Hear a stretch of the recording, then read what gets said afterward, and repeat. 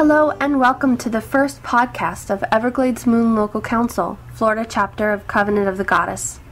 I'm Serona, the Public Information Officer, and I'll be introducing you to EMLC and its members and what we're up to.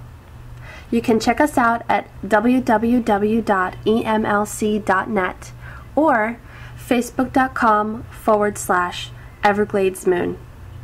In this podcast, we'll be learning about our Yule Festival, Turning the Tides. We'll get to listen to a little more music, and there'll be a segment later for Pagan Parents. I hope you enjoy.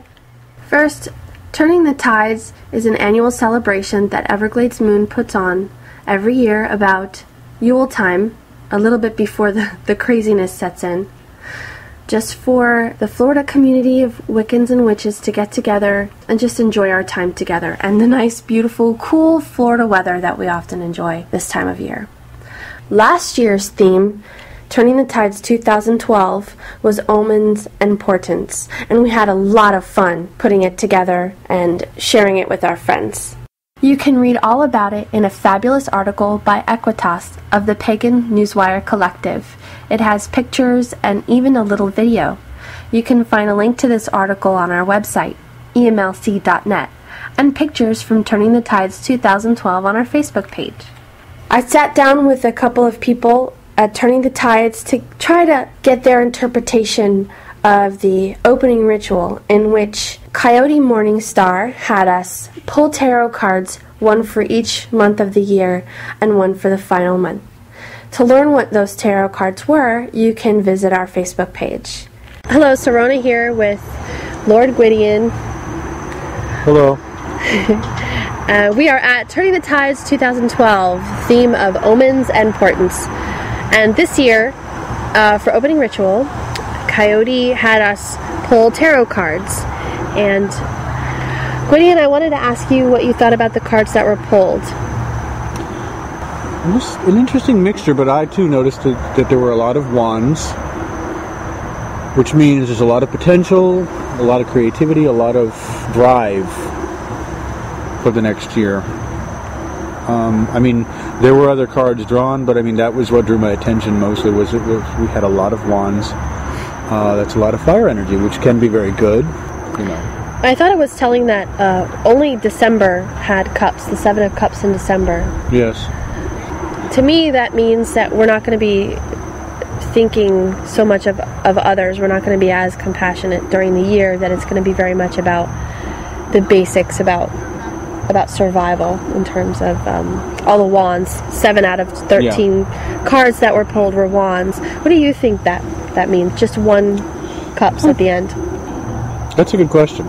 Like I had said, that is a lot of potential and fire energy and a lot of drive, but that doesn't mean that it's focused. The fact that the Ace of Swords was in there is actually a good thing, because that can provide that focus. If you just look at it as like a whole, not as a month-by-month thing, but like almost as a collage, that sword, that can be used to provide the focus. And then we end with the Seven of Cups, which is more emotional, but it's also daydreamy, and it's kind of unfocused, but it's examining all the different potentials. So basically, overall, what I saw was we'll have a lot of energy, and throughout the year we'll build a lot of energy and get a lot of inspiration going, and then we'll begin to really look at all the possibilities that energy could be used for. Okay, well, that's an interesting interpretation. What about the devil for the whole year? 2013, Year of the Devil. That's actually funny. It's the 13th card as well. Yes, it was the 13th card pulled. No, it was the first card pulled, but it was a 13th card announced. I don't see it as a bad thing, but I think there may be a tendency to excess. Yes, that's what I was thinking too. A tendency to misdirect.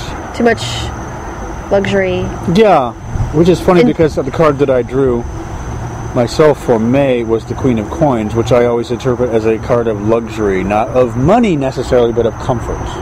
It's a card of comfort, of seeking after the sensual things. Physical comfort. Yes. It's usually a good card, but yeah, if you look at it from the point of view of focusing too much on that. Yeah. I think that basically there's a caution there that we'll have a lot of energy and a lot of drive and inspiration, but we need to be very careful where we channel it and how we direct that. And maybe not to overindulge. Very much that. Okay, well, thank you for your time. Thank you. Next, I sat down with Jessica, who is new to Turning the Tide and to the EMLC community in general. This is your first Turning the Tides 2012, Women's Importance, and I just wanted to know your overall impressions so far. Obviously, we haven't had main ritual yet, but what do you think? My name is Jessica. So far, so good. I wasn't sure what to expect in terms of workshops. All I did was go to the website, kind of see what was being offered, and brought my friend Amber along because pretty much one of the things is that we do down there in West Melbourne, there's kind of a small area down there, but we kind of drag each other along on everything because that way it always turns out better than we ever expect. So we come down here to see some friends that we made at FPG, and the workshops have been phenomenal. And actually, with the Omen's Importance, it's been an interesting year. 2011 all the way to 2012, and so 13 being the number 13. I've been kind of curious what it was going to signify, and after the reading that we had at opening ritual, it's strange because I see things and I see 7 seeds, 7 branches in 7 different ways. So I'll be kind of curious what the number 7 means in terms of that, but the 7th month of next year will actually be significant. But I see 7 different branches, and I can't explain it, but we both woke up talking about in vivid detail what we dreamed about last night. So the Omen's Importance, there's something with the energy so far, and but there seems to be a lot of energy, and the fact that we came here and we're having very vivid dreams. We were talking that we hope we sleep as hard tonight and remember what we dreamt with such vivid detail, because it's always good to wake up from a hard sleep and then feel like you're getting an answer from something. So we'll see how it goes. Oh, cool. So far, so good. Oh, thank you. Mm-hmm.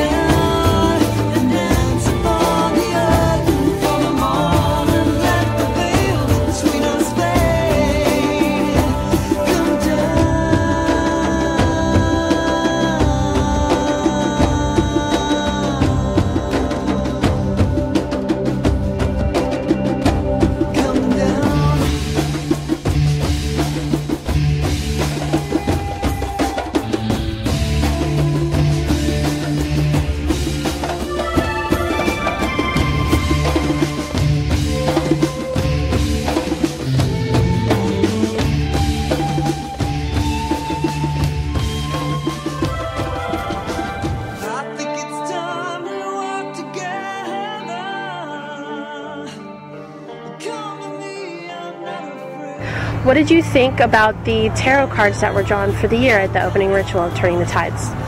My name is Reina. I am the High Priestess of Beachfire Coven in Miami, Florida. And I've been coming to Turning the Tide since it started and was one of the founding members.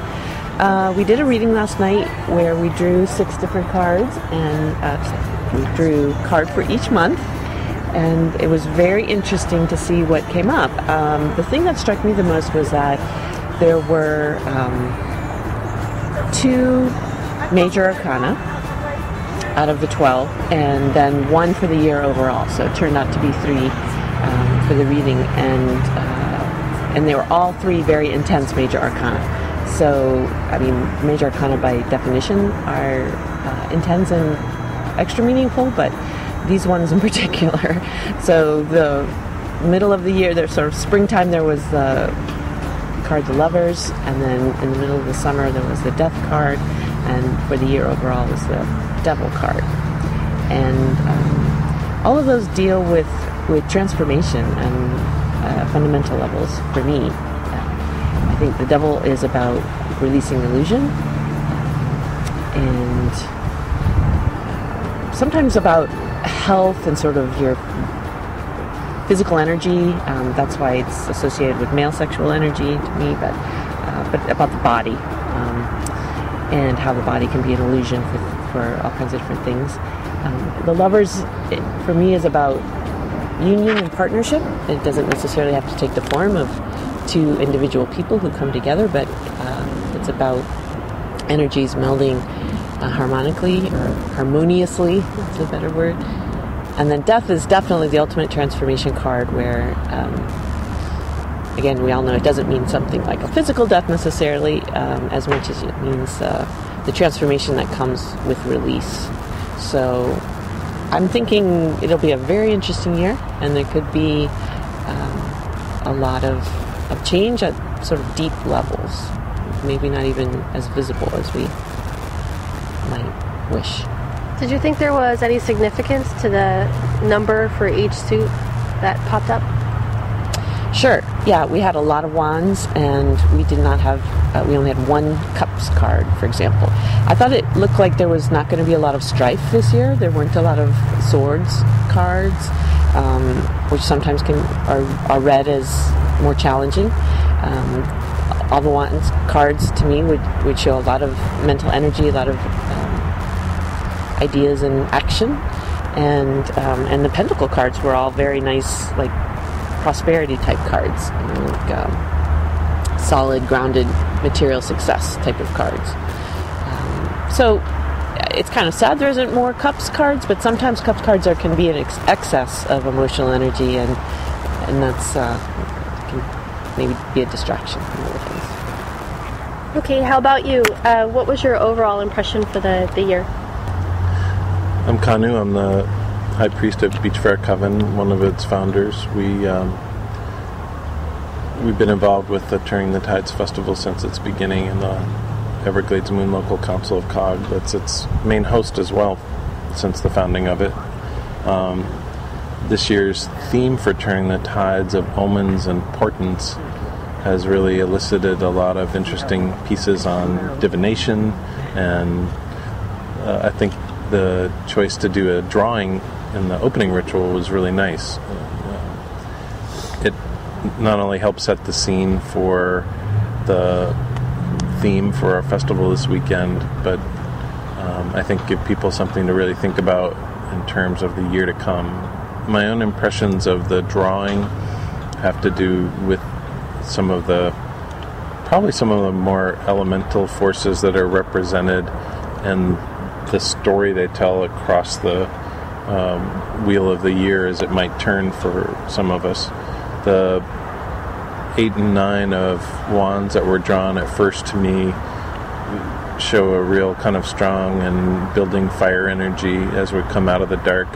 That starts pretty early actually in the year for that type of energy. I associate wands with fire, by the way. Not everybody does, but that's my main purpose or focus with it. The Ace of Swords that follows really seems to bring that energy to a real manifestation point, and it being followed by the Lovers really is an interesting expression of it in terms of the cards that show up, whether that's a physical lovers in April or not. The spring seems to bode some real interesting interaction, because it takes it out of being all up in the head to being something that's really more interactive between either us and the rest of the world, or us and something sacred inside of us, or us and another person. We'll have to see how that plays out for us. The things that follow seem to actually help manifest that energy, with pentacles and wands again, grounding, building energy again, and then the death card that follows is an interesting looking at that as far as a card from almost midsummer now, right after the peak of the solstice, or as we're hitting the peak of the solstice, is interesting, because in Florida especially, the sun can be destructive and debilitating. People run and hide from it here almost, in terms of staying indoors, looking for air conditioning, things like that. So while we don't think of it traditionally in terms of being a summer card, in Florida it could really represent some of the most brutal time of the year. I certainly agree with Raina that it represents sometimes that struggle with illusion, or what we're bound to as well. So the solstice might bring some real work in terms of what we see, and with the height of the summer, the ability to see things frankly in stark contrast may help us deal with it, with death and the whole year theme of the Devil card, with what is it that is happening there. It's a major transformation for perhaps our community, or a lot of us individually during the summer. Moving into the fall actually seems a little more gentle, with some more wands, queens, the two of wands, and the 10 of pentacles. So it seems like we really revive the late summer fire energy again, to put into things that are focused on almost prosperity. And as we enter the winter in November, the card was the 4 of Swords, which can be challenging but balanced at least. And maybe as we turn inward, we're back up in our own head again, in the air suit. The 7 of Cups is a really good sign in terms of ending the coming year with a fullness of heart and emotion. It's a year that looks, in its drawing, to be potentially a little volatile, lots of fire energy, lots of things that are changing over the year, but cycling through and coming back again to renewal. For me, that's what I kind of see in this, and ending in a really nice way with some good emotional energy. And maybe that's as we gather again for turning the tides next year, but even for our 7th year and the drawing with the 7 of Cups. But even if it signifies other things for us, it's a nice card to look forward to at the end of next year. Thanks. Blessed be 3 times 3, as I do will so mold it be. With the earth, there, fire, water, spirits in a circle, as I do will so mold it be. And now for our Pagan Parenting segment. In Florida, especially South Florida, this time of year we have amazing weather. It's in the 60s in the evening, in the upper 70s during the day, and it's a wonderful time to be outside. So I recommend going on a nature treasure hunt, sort of like a scavenger hunt. Tell your kids to find something, a leaf or a twig or a rock, maybe a snail, a beetle, or a lizard, making sure not to harm any of the animals, of course. This is an excellent way to talk to them about the cycle of life, and to teach them about how nature works and how we can take care of it. You can make it an afternoon. I highly recommend sunset. It's early enough this time of year where you can still get your kids to bed on time. Oh, but it is in between and a magical time of day. Enjoy. If you wish to help the earth, celebrating life's rebirth, honor the Sabbaths the whole year through, Mother Earth will smile on you.